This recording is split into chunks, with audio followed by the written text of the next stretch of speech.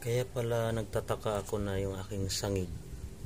Hindi naman ako kumukuha kasi di pa ako nagluto ngayon. At itong nakaraan masarap kasi ito sa adobo at saka tinola. So ayan nabawasan na yung kanyang mga dahon. Taka ako, yun pala ito kinakain niya. Ayan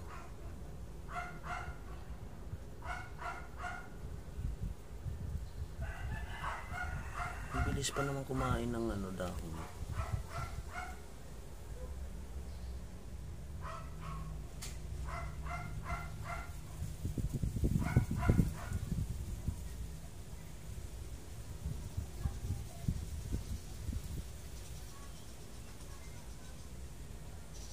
Laki niya na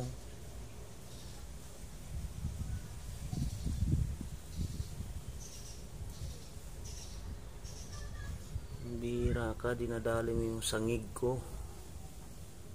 Marami na yung bunga. So pag medyo hinog na yan, natin, padamihin natin. Bihira lang kasi dito yan, pero sa amin sa Negros napakarami nito. Damo to sa amin doon na pag kumuha kami nun talagang pag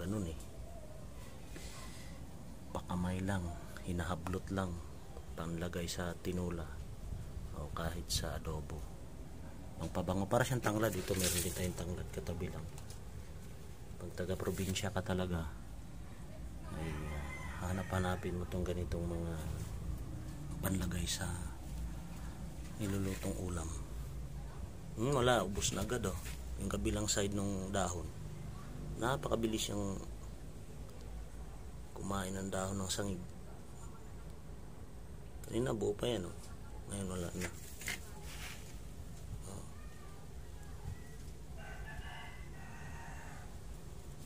Maya ikaw na lang lulutuin ko pasaway itong uod na to.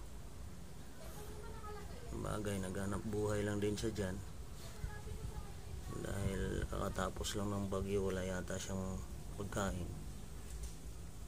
Nahanap niya yung natumbok niya yung sangig. Bilis talaga kumain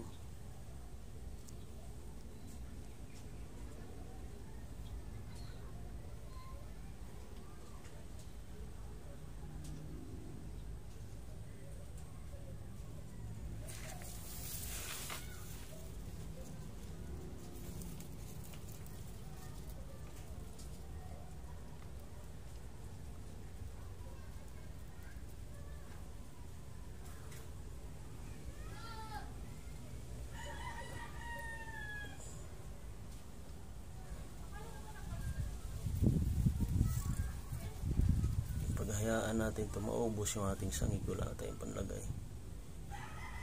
Kaya dapat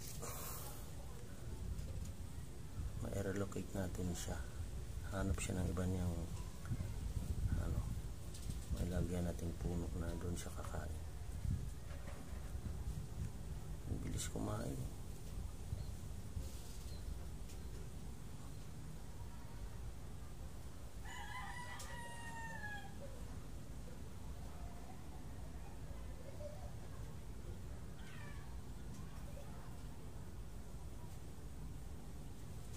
Kailangan po natin i-relocate yung uod na ito. Nilipat na natin siya rito. Kahit pusin pa yan, diyan ka na.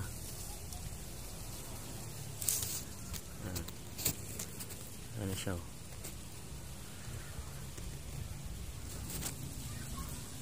diyan natin siya nilipat. Malaking puno yan. Saka marami yan, pwede niyang ubusin. Tingnan natin kung maubos mo.